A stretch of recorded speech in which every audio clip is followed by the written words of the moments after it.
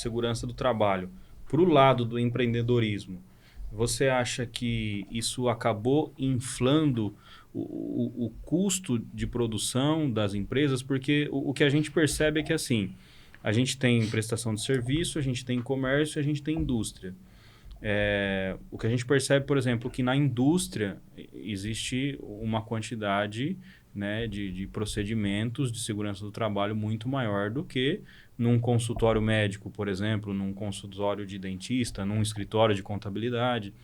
E então eu acredito que isso envolva também uma parte financeira, porque por mais que a tecnologia está aí para auxiliar, para reduzir custos, né, levando para o lado do empreendedor, o quanto isso pode ser prejudicial para a parte financeira da empresa? Se olhar só o custo, a princípio parece que é um custo a mais. Por quê? Nada, para quem não fazia nada, né? Aquele microempreendedor ou pequeno empreendedor que não seguia nada em segurança do trabalho, quando muito contratava um PPRA e um PCMSO de gaveta. Eu falo de gaveta porque o pessoal pegava aquele documento, validade de 1 ano, botava na agenda do ano que vem renovar, enfiava na gaveta e abandonava, né? Então, para esse profissional, para esse empreendedor, muitas vezes ele olha como aumento de despesa dentro da empresa. Porém, se bem empregado a segurança do trabalho, da forma que a gente citou aqui, se bem empregado, vai minimizar absurdamente os riscos do trabalho, vai minimizar o afastamento por doença ocupacional, vai minimizar processos trabalhistas. A gente sabe que existem alguns processos, muitas vezes estão relacionados à segurança do trabalho, ou pelo menos são citados na inicial.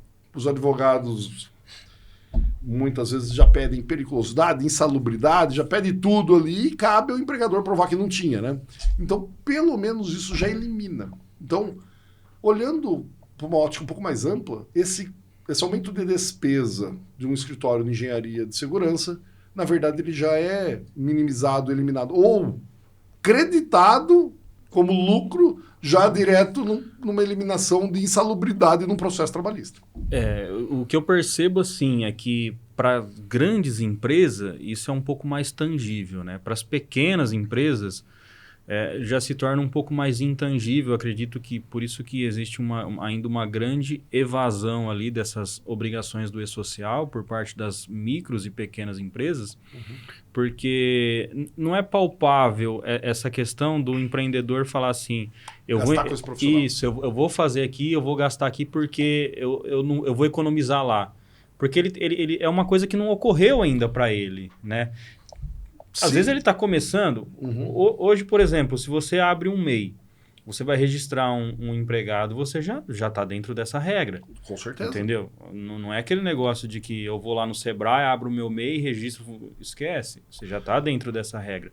Só que para esse empreendedor que está iniciando, é totalmente intangível essa questão dele conseguir ter essa mentalidade de uma empresa maior, de um empreendedor de uma jornada já um pouco mais extensa. E ele ainda está olhando só o custo. Ele está olhando ali só aquela despesa inicial, né? Ele está olhando ali só para aquela proposta, onde ele está vendo ali, não, eu não vou gastar para fazer essa documentação. Mas eu posso te dar 2 soluções. Muito bom você falar isso, porque eu posso te dar 2 soluções imediatas sobre aquele papo, não é custo, é investimento, né? Sim, então, aquele papo de vendedor. Aquele papo de vendedor, mas porque, olha só, primeiro que um microempreendedor, ele não vai pagar centenas ou milhares de reais por mês para manter uma consultoria em segurança do trabalho. Ele vai gastar em torno de 70 a 100 reais por mês com o nosso escritório para manter esse serviço com a mesma qualidade. Então já começa aí, não vai gastar milhares de reais, vai gastar uma centena de reais. Então é pouco. É proporcional ao risco, lógico, dá para ir num podcast e falar qual é o preço.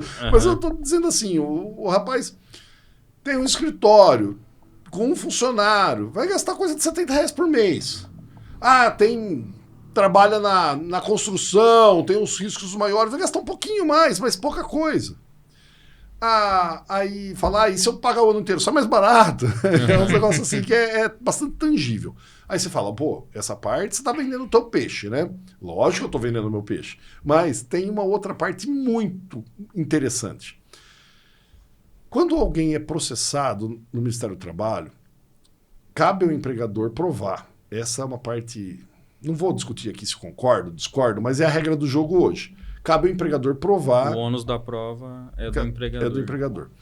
E sequer a sucumbência está valendo, né? Porque quando foi reformada a legislação trabalhista, ainda tinha sucumbência. Então, aquele advogado pedia tudo, insalubridade, periculosidade, hora extra, nossa, uma enxurrada de coisa, e não conseguia provar nada, ele tinha que indenizar a sucumbência do outro advogado, aquela coisa toda do direito, né? E hoje não está funcionando muito bem assim. Então está rolando esse negócio de pedir tudo ainda. Voltou a pedir tudo. O cara pede o que ele quer e se der, deu. Se não der, também não perdeu nada. É isso aí. É terrível, antiético e antiprofissional um negócio desse, né? Mas acontece. E aí, porque o pessoal faz essa pressão enorme para sair aquele acordinho lá na primeira audiência, já fazer o acordinho, né? É estratégia de mercado. Sim. Vou pedir 20, que se me oferecer 5 eu pego. É isso aí, ou pede 100. Mas 100 aonde? Do quê? Pede 100. Sai 2, tá valendo. Só trabalhou 3 meses lá e já tá pedindo 50 mil de uma coisa que nem existe. Pois é, teve um exemplo a semana passada no nosso escritório. Um cliente nosso que trabalha num segmento que o grau de risco é baixo. Olha que curioso. O grau de risco é baixo, basicamente planta verduras e outras coisas, hidroponia e outras coisas, bem tranquilo. Eu vou te falar que é um prazer visitar esse cliente e toda vez vai lá, o ar é limpo, o horta orgânica, não tem nem inseticida no negócio. Então, o risco químico não tem, risco físico mínimo de umidade, mas se resolve com uma galochinha que põe no pé, se for pisar na água, hein? Porque normalmente não tem poça para pisar. Estresse térmico, calor, não tem, então você pega um ambiente saudável. Você trabalhar nesse ambiente, eu acho que vive mais anos. A expectativa de vida aumenta. A expectativa de vida aumenta. E ele foi processado. Um ex-colaborador dele o processou. Aí no inicial lá do advogado estava insalubridade e periculosidade. Pede. Tá, é esse negócio, pede tudo. Coitado do empregador, né? É perigoso plantar alface. Vai cair uma bomba lá, só possível. Vai, explode ali. E aí o que acontece? Numa dessa, você precisa... O empregador ele precisa provar que não é perigoso. Ele precisa provar que não é perigoso. E muitas vezes vai para uma perícia judicial, onde se paga um perito, que é aos olhos do juiz, né, para estar vendo no ambiente se de fato é perigoso ou insalubre. E para não deixar a perícia correr solta, correr frouxa, ambas as partes costumam contratar assistente técnico, que seria o perito, mas o particular, né, para cada uma das partes. Que a ideia do assistente técnico é só acompanhar o perito e garantir que a perícia seja feita dentro da técnica correta, que a medição quantitativa seja feita dentro da forma adequada. E se algo não for feito da forma correta, questionar e fazer os quesitos, né?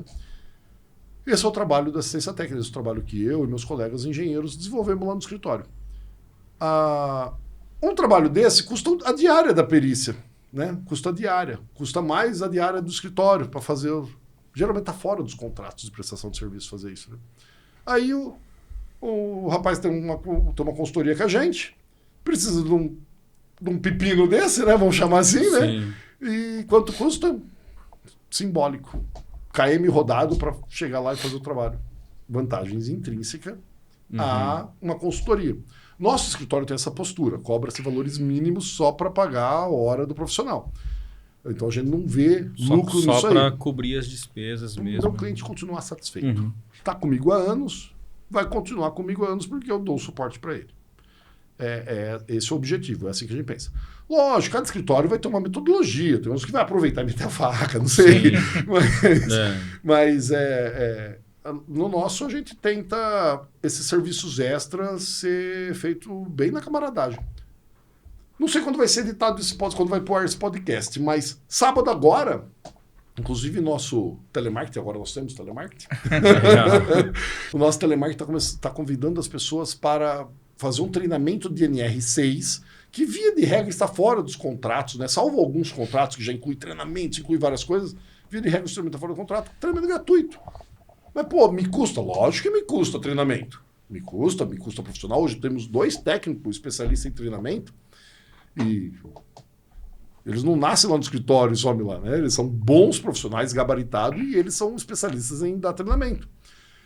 Aí vamos dedicar o dia para fazer os treinamentos de uso de EPI gratuito.